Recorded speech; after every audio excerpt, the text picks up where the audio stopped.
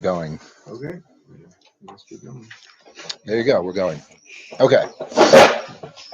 So we're going to try to integrate Yoni's suggestion, Bezrat Hashem. If this wasn't hard enough, if this material wasn't complicated enough, I'm going to try to bring it down a level to a practical perspective, some practical components. So we'll do our best. So the the Rambam in Hilchos Geneva and Perek Zayin. Hashoka lechavero b'mishkolos chaseros. If someone measures out in the context of a sale, he's selling someone something. If he measures out with a measurement which is lacking, right? A classic scale works by putting the thing that's being sold on one side of the scale and weights on another side of the scale. And when it's balanced out, you know, according to how many weights you have to put on the opposing side of the scale, what the cost is. So if the weights are being presented as one weight, as 10 pounds, for example, but they're really 8 pounds, so you are overcharging the customer. So that's a mishkal chaser. Hamishkal shehiskimu olav b'nei osa hamedina. They're not predetermined by the Torah. The Torah doesn't determine what weights you have to use or don't have to use, but they're determined by convention, by the places in which people live. And the same applies if you measure out in volume with a measuring vessel that's lacking. So it says on the cup, right? But it's really 3/4 of a cup. Yeah. Over below tase. This is Mishkal Ubam Surah. That's a pasuk in Sefer Vayikra in Parshas Kedoshim. We'll get to in a few weeks. Do not create perversions in judgment, in the measurement, in the weights, or in this word Misurah is a unique word in Lashon HaKodesh. It's referring. I believe it's referring to measurements that measure out liquid, just like regular, conventional kli. That's Perek Zayin, the beginning of Perek Ches, the following chapter. Mitzvahs aseh litzadek hamaoznayim. It is a positive commandment, litzadek, to justify the ma'oznayim, the scales, v'hamishkolos, and the weights, v'hamidos, and the measurements, yafe, very, very accurately. L'dakdek b'cheshbonan, and to be very, very specific. Pedantic, is that the word? To be very specific and accurate in the details of the calculations for how much these measurements are supposed to be. B'shas hasiyasan, as you are making them, meaning the person in charge of fashioning these cup measurements and the weights has to be very, very careful. Shneimar ma'oznei tzedek, avnei tzedek, efas tzedek. It lists all these different types of measuring tools. There's a pasuk in Sefer Devarim. Same thing for measuring land. Anything, right? They had ropes for measuring land, right? The length of a rope, and so one guy would stand at one end, and the guy would stand at another end. They would tighten it, and they would do another measurement. And according to that measurement, that's how they would measure out the land. Then he lists the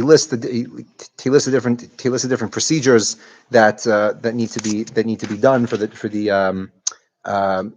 the different types of measurements and how they're fashioned. The ropes have to be fashioned in a certain way, and the cups have to measure in a certain way, etc., etc. So the end of the chapter, halacha chaf, chayavin beis din. It is the collective responsibility of the whole community. The term in Chazal, beis din, doesn't mean only the actual court of 3 people. It means the community at large. Lahamid shotrim b'chol medina, to appoint messengers. We use the word shoter to refer to a police officer, but it means an officer of the court. In every city, and in every region, that it is their job to check that the weights and measures that are being used are in fact accurate. That any of their measurements or any of their weights or any of their cup measurements are inaccurate, to punish them or to fine them according to what Beis Din sees fit.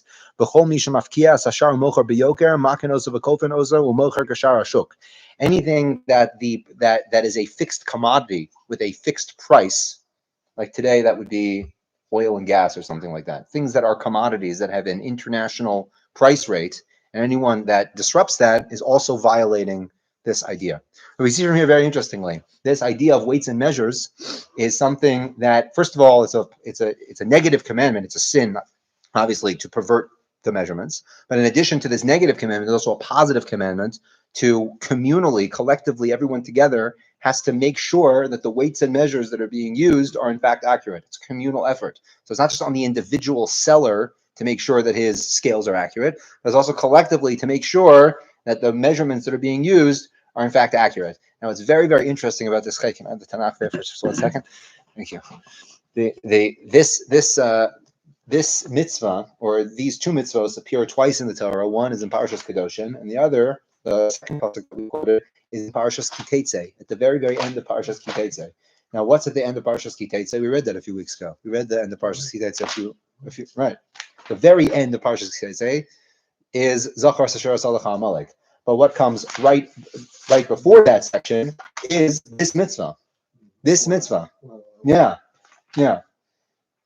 Excuse me, I'm already in Sefer Yoshua. Went a little bit too far. Hold on. You go fast in this. Yes, you go very fast in this.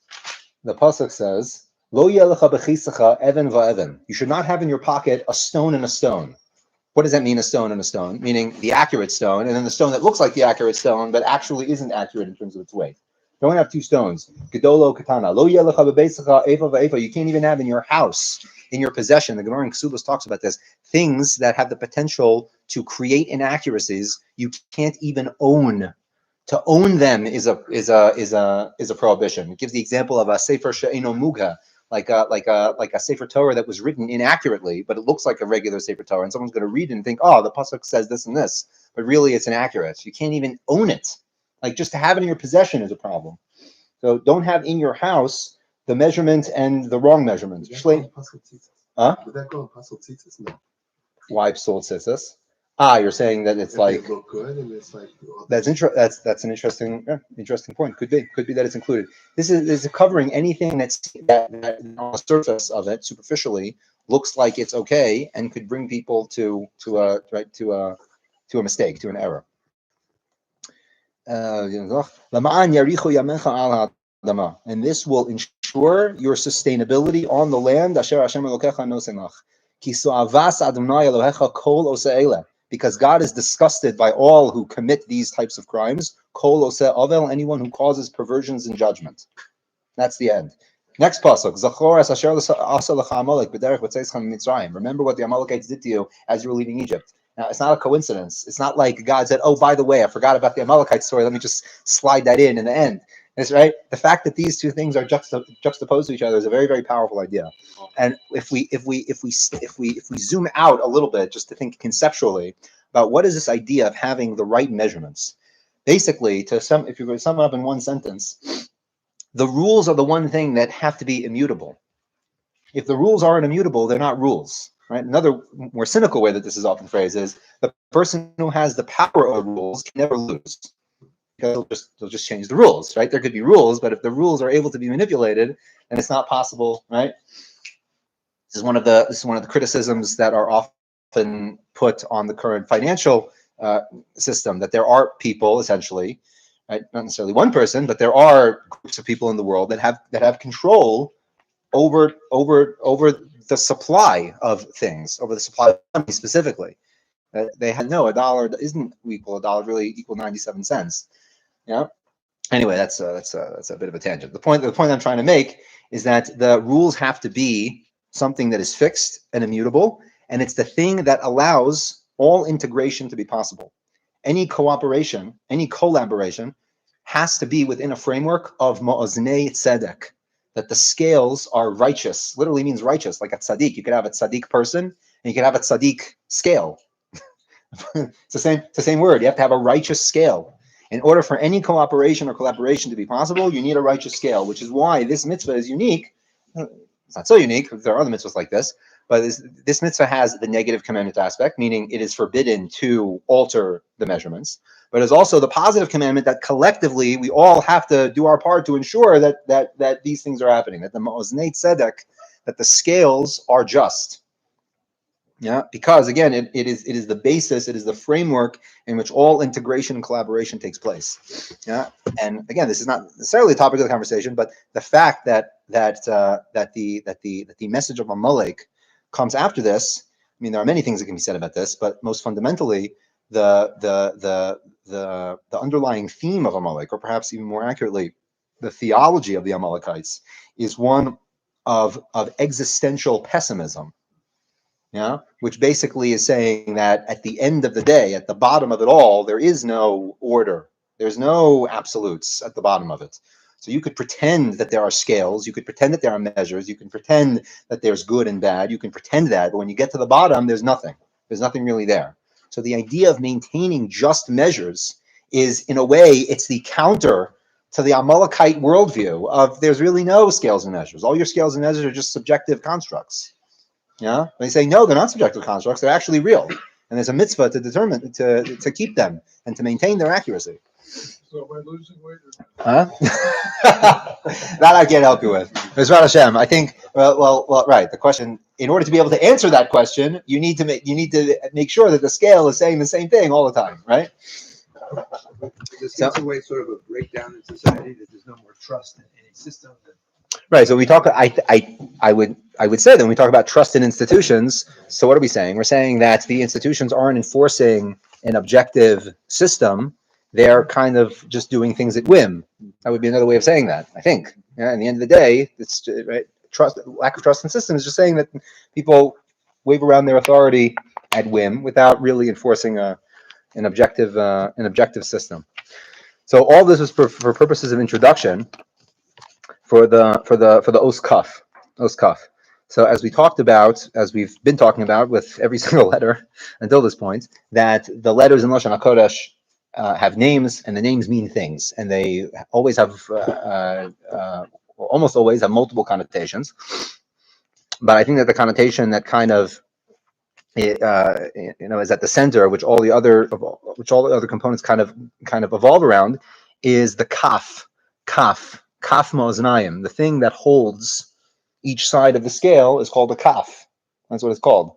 Kaf ma'oznayim. The hands of the scale. What's the word? Is there what? Right. It's the same word for the palm of the hand. But is there a specific word in English for the vessels on each side of the scale? I'm not sure. Yeah. If you think about it, just shout it out.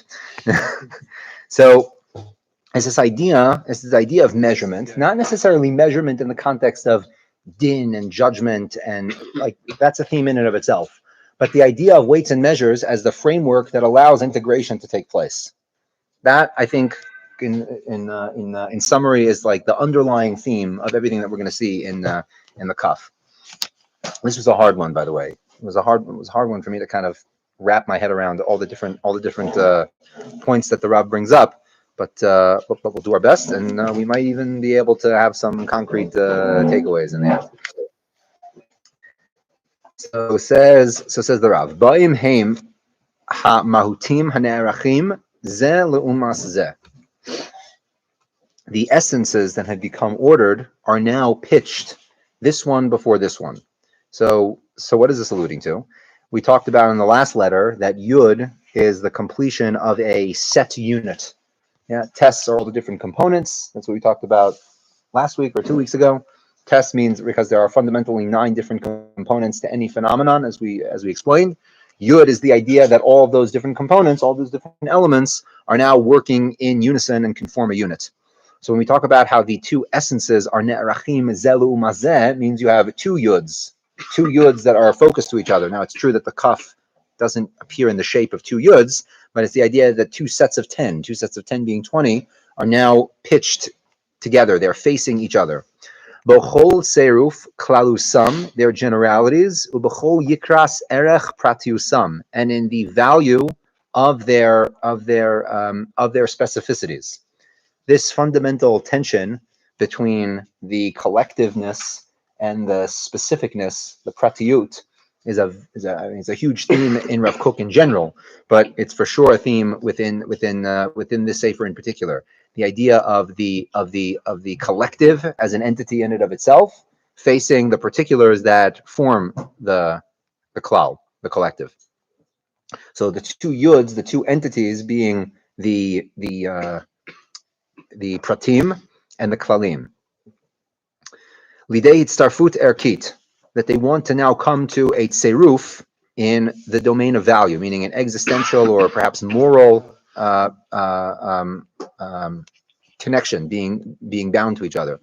Shahakaf hamikabelet et tchunat hamishkal v'ha'aracha hamashve ba lepu'uloteha. The kaf, this vessel, we haven't yet found the word for it in English, but the vessel. What? Sorry, the pan. Okay, the pan of the scale holds the tchunot, the aspects hamishkal v'ha'aracha of value hamashve ba lepu'uloteha, that allow it to be equal in their functions. Pu'uloteha.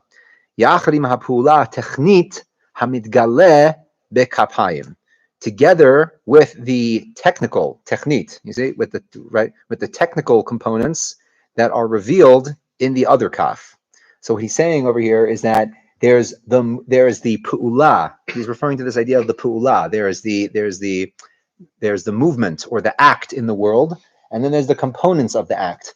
I remember many years ago when I began to learn martial arts, so they would always break down every single move into its components, and you would spend days just focusing on the one component.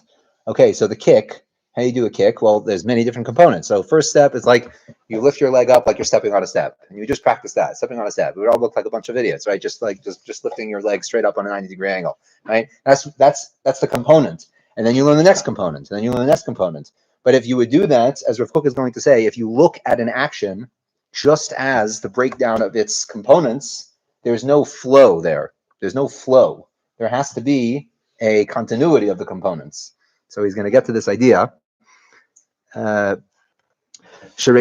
hi hakfiya hamachrachat et hitpashtut hakochit. So now Rav Kook brings in this additional connotation of the word kaf, which is milashon kfiya, to force something. Kofeh means to force. So there is an element of forcing et ha'itpashtut hakochit, out of the forces shalait havut, of coming into being, lead galem b'tzura yidua, to take form in its proper way, b'tchuna meduyeket, in its exact formulation, al pi hachefetz v'hamegama hayesodit, according to the proper goal that it intends it. Hakaf b'tzurato koach hamif'al, the kaf in its form, lo hanituach shel ha'pu'ulot hamitpardot, is not alluding to the surgical separation of the pu'ulot hamitpardot, of the different components of the action. It is not alluding to that. Hamihavot hamitgalmot bepirkeim, in their different parak is like a breakdown of the thing. Hashonim v'hamuchulakim, distinct. Ki'im, rather, hofa'at ha'pu'ula v'hazrachta b'shetef chaya. Shetef, like flow, the flow. The kaf is I think it's the only letter that is perfectly round in all of its aspects. In fact, halachically, it's interesting to note that the difference between a kaf and a bet is that a kaf is round and a bet has corners. So even if a bet doesn't have the bottom right protrusion on the side, it doesn't have a tail, but it has a corner, it's still a valid bet. Wow. Yeah. The only distinction between the kaf and the bet is that the kaf is rounded and the bet has corners. So the fact that the kaf is round on all components of it, yeah, is alluding to this idea that the kaf is all of the aspects of a pu'ula, of a movement, in flow. So it's not the nituach. He describes this as just great language. The nituach means like surgically breaking down, like you dissect the thing and you break it into its parts. It's not the nituach. He said, we're done with the nituach. You have all the different pieces that came together. That's great. Now you have to put them in a flow. You have to have flow.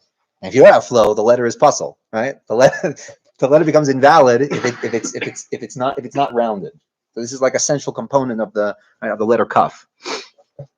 Shu hofa achat. One unified hofa'ah, one unified revelation, mitgalgelet, which is rounded b'chol ofaneha, in all of its aspects. Meaning, again, as we said, the kaf is round on all sides. Tofeset et harum Ve'et hatachat betfisa chazaka u'me'uba. That the bottom and the top, meaning the top parallel line and the bottom parallel line, are very thick and strong.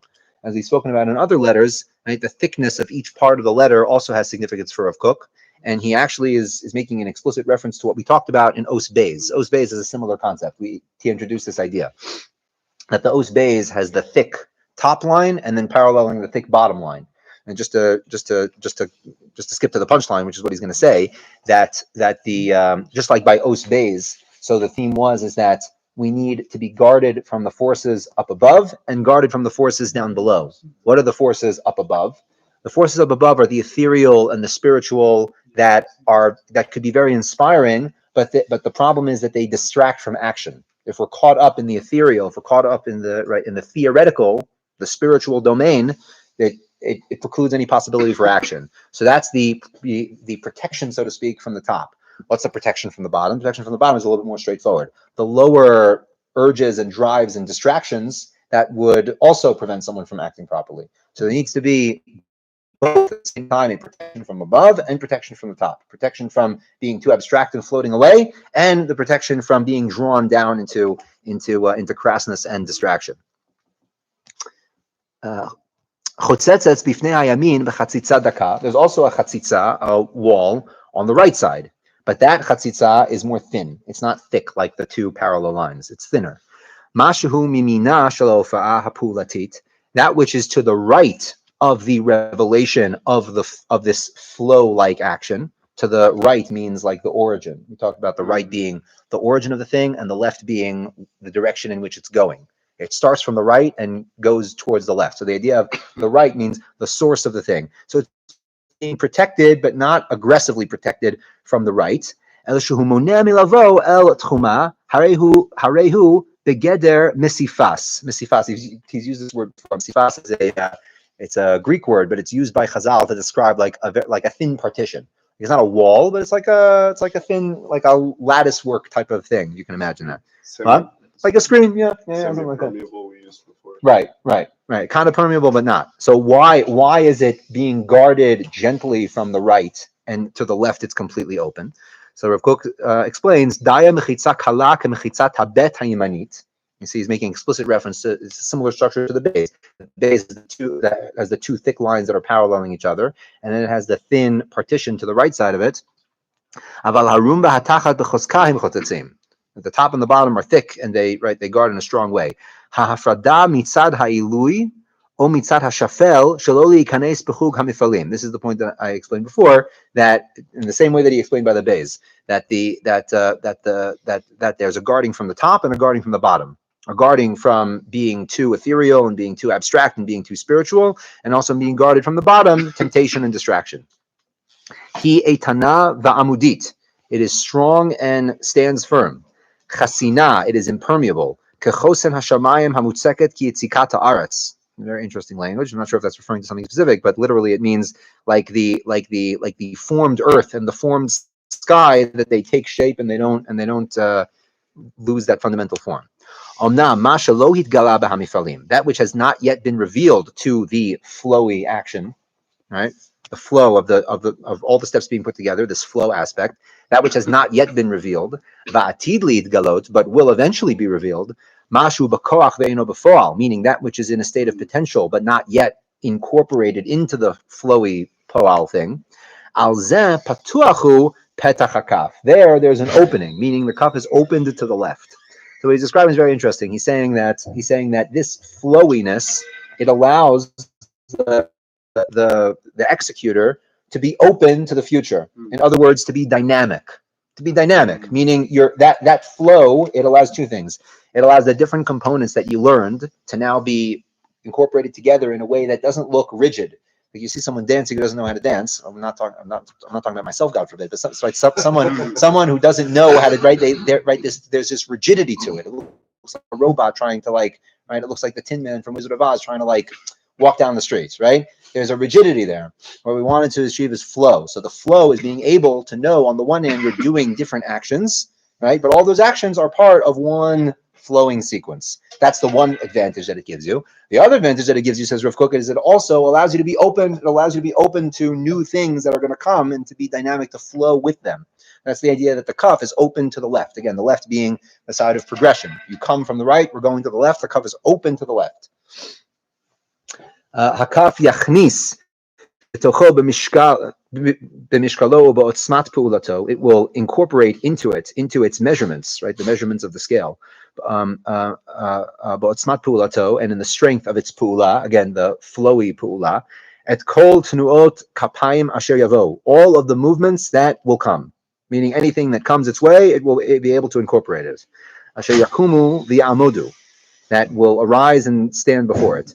Mereshit ad acharit la'adei ad, from the beginning of the process to the end of the process, meaning it's open to any changes that come, and it can integrate and adapt. That was what I was looking for. It can adapt to all things that come.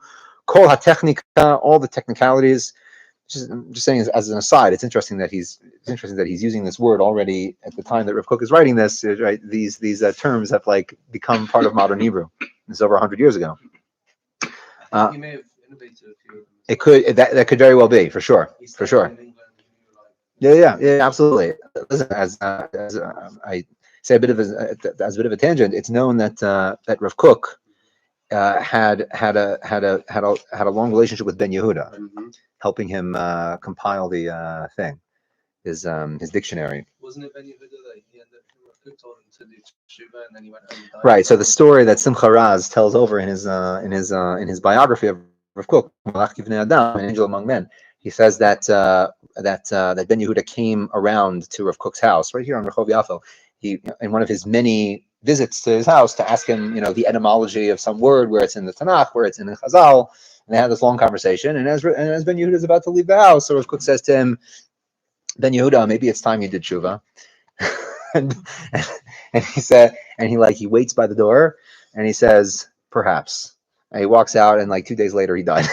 That's the story. That's the story that he tells over. So the person that was present, I believe, was Rav Aryeh. It was Rav Aryeh Levin. Wow. I think he tells over that story. I forget who was present, but it's told over in the name of the person who was present. All of the additional understanding of the person, right? That's a continuation of the last sentence, meaning any additional insights that need to be incorporated, right, are able to be incorporated. Again, so this flowiness is like a really important thing. Right? The flowiness is good because it helps the different components that you learn be incorporated into one flow, right? That there's not this rigidity, right? This nituach, right? The technical dissection of each thing. Yeah, they're not able to flow. And also, you're able to be more dynamic and be able to adapt to things that come, both in reality and conceptually, right? The binaya terah, or insights that come, will be able to be integrated. So now we're going to do the exact opposite of what Rav Kook said to do, and we're going to break down each component in the Perush, right? We're going to go point by point. But what can we do, right? We have to break them down. And hopefully by the end it'll be we'll loop it back around, and we'll get a flow. So, right, the first point that Rav Kook brings up, the idea of the kaf ma'oznayim, the idea of the scale, right? This is the first connotation of the kaf, right? Shikul hadat sheben klal laprat. Right, the most fundamental weighing of the scales is the weighing between the individual and the collective. And again, I believe this theme is the mechanism that allows the individuals to be integrated into the collective. Meaning, you have rules, you've thought of the rules, you've thought of the proper measurements, you have the shikul hadat. It's interesting, in Lashon HaKodesh we call it shikul hadat, which literally means to weigh out ideas, to weigh them. Yeah, you weigh them one against the other. So you have these measurements and weights that you've weighed out, and this is the framework in which it takes place. And that allows the individual to incorporate into the collective, because if there's no rules, if there's no pathway for the individual to operate, then someone who's outside the system has no way of proceeding and developing. So the fundamental weighing out is always between the needs of the collective and the needs of the individual. Adam שיודע לשקול להכריע דרכו אל המעשה קלה יותר, ולכן יש קשר בין כף מאזניים לפעולה, כפייה ועשייה. Right, that's very interesting. So this is a point that I want to talk out that we didn't yet. The thing that was coming to mind as I was reading this is that where does this tension between individuals and collectives is spoken out in the most fundamental way? In what way is it's spoken out in the most fundamental way? I think that the idea that we call in formal physics entropy is this idea of individuals, of individual aspects, individual components, not by their very nature, they don't want to integrate. In fact, one of the very good definitions of life, like from a scientific perspective, is an anti-entropic force. Meaning our bodies are made of many, many different components, right? Billions of cells, and those cells are made of, God knows how many atoms, right, and chemicals and molecules. By their very nature, they want to separate. They don't want to join together, right? The more powerful the physical force is required to keep things together that would otherwise want to separate, right? The atomic force, for example, why is it so powerful? Because it's keeping things together that don't want to be together. By their nature, they want to separate. Yeah. So it is a facet, I think, of reality. If you think about this, it is a facet of reality itself, of being itself, that individual things left to their own devices will float, will sleepwalk, so to speak, into an extreme, which makes them more and more and more incompatible with other things. Yeah. And then there is a joining force that has to have intentionality behind it to bring those two things together. That is the kaf ma'oznayim, the measuring out, the balance and stability that is required to bring individuals together, create a collective, and that there's an element of kfiyah there. There's an element of forcing, right? Let's give a very mundane example. Our forces, one of the most fundamental forces that we have to contend with is gravity. What if I want to fly in a plane? I need to create enough force that's going to be against the gravitational force of whatever it is that's pulling me, right? So if I want to fly, that means that the whole Earth, the entire Earth is pulling on my body right now. Even right this second, the entire Earth is pulling on my body. So that means that when I stand up, I need to exert more force than the entire Earth is pulling on me. There's an element of kfiyah. It's forcing, right? It's forcing the thing to go to stop going in its free fall direction. So again, bringing individual components together, being in a symbiotic flow type sequence, there's an element of kfiyah. There's an element of forcing, and that is the kfiyah within the kaf ma'oznayim, the forcing which is in the creation of balance and harmony. Hamila kfiyah.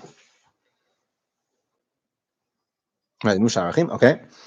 At the bottom of the page over here, mivneh v'tzurat ha'ot, the form of the letter itself. Hakaf eina mechuleket lifrakim. The kaf has no pieces. It's like each letter that we've seen until now, you can kind of break it down into components. But the kaf, you can't break it down into components. It's just one flowy, continuous line.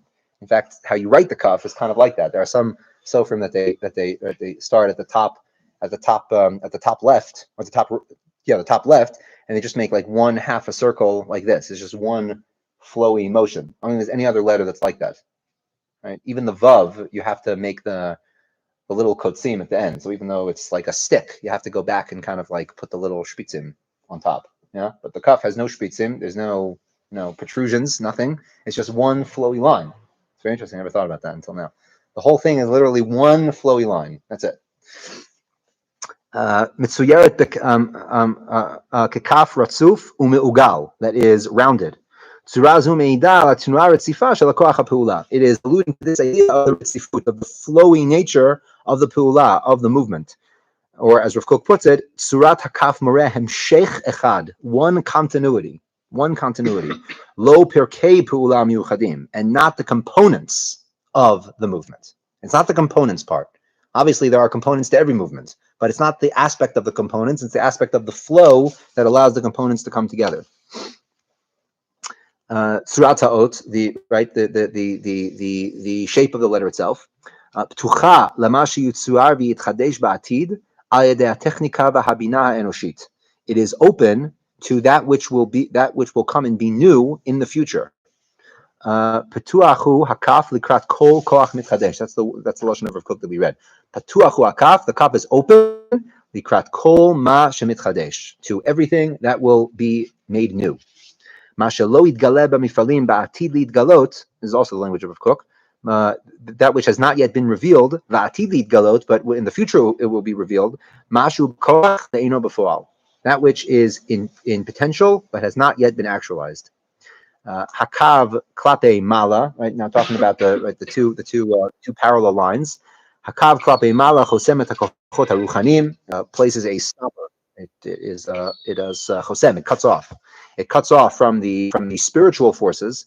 Shelo yikansu al mitziut v'yafriu lapeula ha'artzit militavot, that it won't come and cause distractions, la'afriya, to bother, to mess up. What's a good translation, la'afriya? To disturb. Thank you very much. To disturb, right? It's very interesting. The spiritual forces can disturb you from acting. Yeah, right. It's like it's not all good over there in like the spiritual domain. You want to be able to like act at a certain point, and the spirituality is like an anti-acting thing. It gets you to be more insular, to retreat inward, to think, to contemplate. Barrier. What? A barrier. What's the barrier? That top page. Yes. That top piece is symbolizing a barrier. The person needs to make a conscious decision, right? A conscious decision in the sequence of acting, to not, right, to stop the thinking and the contemplating. Meaning, there's a thinking and contemplating stage. I think that's, by the way, most symbolized by like the Aleph letters, right? Aleph, Beis, Gimel, Daled are like much more contemplative. Thank you. Contemplative letters, right? About ideas and about the forces that are like beginning to emerge and the themes behind them. They're much more contemplative. But now we're getting into letters that are much more earthy, let's say, in their essence. So that right, at that point there needs to be a conscious decision to retreat from the spiritual contemplation and be more action oriented. And of course, on the bottom, all the material distractions that could also cause a person to stop the flow, but in the complete opposite way. So I think to sum this up, so we see that I wrote over here and in my in my notes in the book over here,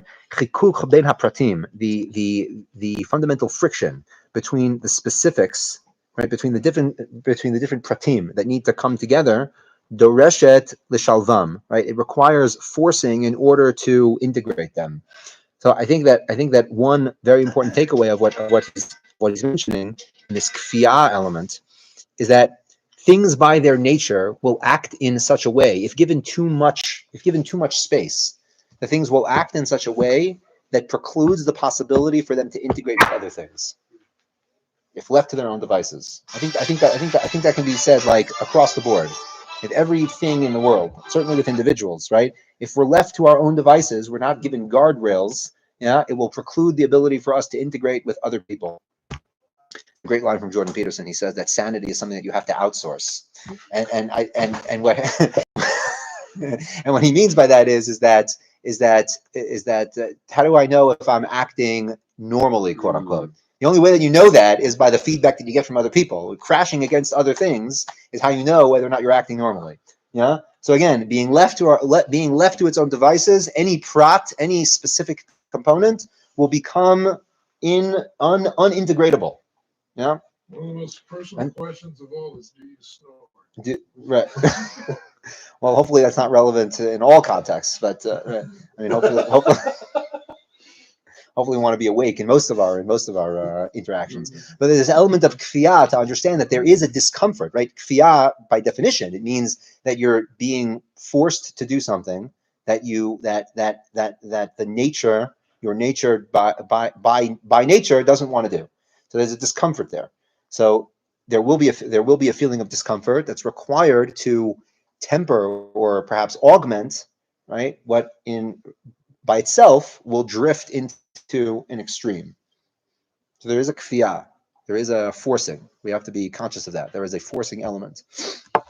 And the other, like on Har Sinai when we had kafal is the same word. There you go. So you gave me a thought now. This is kind of related to Purim, but we're still in Adar, so we can say Purim Torah. The Maharal in his introduction to Or Chadash, which is his rather lengthy commentary on the Megillah, so he brings up the question of Tosfos on that Gemara in Masechah Shabbos and Daf Peches. So Tosfos asks, how can it be that God was kafa aleim? He did a kaf on them with the mountain. Yeah, he did a os kaf on them. He forced them to accept the Torah. So how could it be that God forced them to accept the Torah? It already said that the Jewish people were asked whether or not they wanted to accept the Torah. And what did they say? Everyone knows what they said. Na'aseh v'nishma. They said, we'll do it. What was the forcing? It's like saying, yes, you shake on it, then you take out, they take out, right, you put a gun to the guy, right? We agreed already, right? So what's the forcing aspect? So Tosfos has an interesting answer. Tosfos' answer is that, yes, they agreed, but when they got to the mountain and they saw the thunder and the lightning and the fire and they heard God speak, they chickened out. They got cold feet. So the forcing was to like bring them back. It's kind of like, the guy goes, he climbs up the ladder to the diving board and he's all enthusiastic. And then when he gets to the top, he gets a little scared. So some guy needs to, gently push him off. Right? Yeah. So it's like you needed the forcing at the last. Okay, which is an interesting idea, right? Like you can come with your authentic will, but then the circumstances they kind of distract you. So you need the extra push. That's one possible answer. The Maharal says a different answer. So the Maharal says that no, they went in fully accepting the Torah. They wanted to do it. They were enthusiastic about it. They wanted to go, and everything was good. Why was it necessary to do this? What was essentially a charade by God, like a performance of Kaf Alem Hakigis? It was in order to show that the acceptance of the Torah was not dependent on whether or not the Jewish people wanted to accept it or not. Meaning, if the Jewish people had just accepted it, it would be like, okay, well, in theory, if they didn't want to accept it, then they wouldn't have to do it. Meaning, it's totally dependent on whether or not they wanted to. This was to show, it was to embody and act out that the Torah is absolutely mukhrach. It's necessary. It's necessary for the existence of the world. It can't not be acted out. The Kaf Aleim Har Kegigis aspect, right? This component of Mount Torah, which was very intimidating, and it seemed like we were being forced. This Kaf Aleim Har Kegigis, by the way, it's not literally saying that the mountain was lifted up above their heads. It was a whole experience. It was being by the mountain. It was having this mass revelation and being in the awe and trepidation of the prophetic experience of Sinai. It's kind of intimidating, right? So it's that experience of seeing the hechrechiyut of the Torah, the absolute necessity of the Torah. And there's always a kfiyah element, right? As Hasidus teaches, it's a very, very fundamental teaching, especially in Chabad Torah, that the two modalities of progression in Avodas Hashem are what's called iskafia and ishafcha. Iskafia, kaf, right? To perform the kaf function. Yeah, on yourself. Iskafia, subjugation, and ishafcha, transformation. Subjugation and transformation. There's always the iskafia part, because there's always a component of the thing that if left to its own devices would not integrate. It doesn't want to integrate. It's spiritual entropy. It doesn't want to integrate. So there's an iskafia element. Again, iskafia doesn't necessarily mean like bashing the thing over the head with a club. No, it means direction. Right? It's like someone told me a great Torah about the idea of an ol. You talk about ol, right? Chazal talk about ol malchus shemaim, the yoke of heaven, right? Or the yoke of God, the yoke of Torah, right? The idea of the yoke, the main function of a yoke on an animal, even in the Torah, by the way, even before Chazal, the term for someone who is completely without morals and completely free for all in his behavior is called bliyal, which literally means a person without an ol.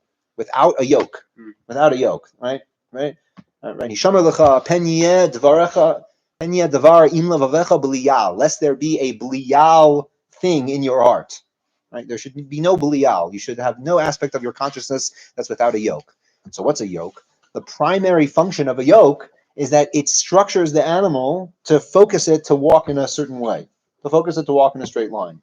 That's like the primary function of the yoke. And they say, I don't have personal experience with this, but I've heard from people that work with animals that the animal actually prefers the yoke when it's doing work. Meaning it feels more comfortable, so to speak, in that it's giving it direction. It knows like where it's going. It knows where it's going. Yeah. So the yoke is this iskafia element, right? Making sure that the individuality aspect of the individual doesn't make it non-sociable.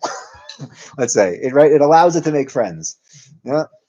So I think this is the underlying theme that we can take away, that the iskapia, the forcing component, is to be mindful, is to be self-aware of to what extent our individuality makes ourselves incompatible with things, to be mindful of that, and to make sure that iskapia, that this gentle forcing and refocusing allows the kaf, the igul, right, the flowy, right, nature of the kaf to integrate all the different components in a way that there is, right, a natural rounded shetef flow, as Rav Kook says. The halachic concept of kofin also, That's interesting. That's also the same word, kofinoso, right? And we're talking about in Chazal, kofinoso. You force him.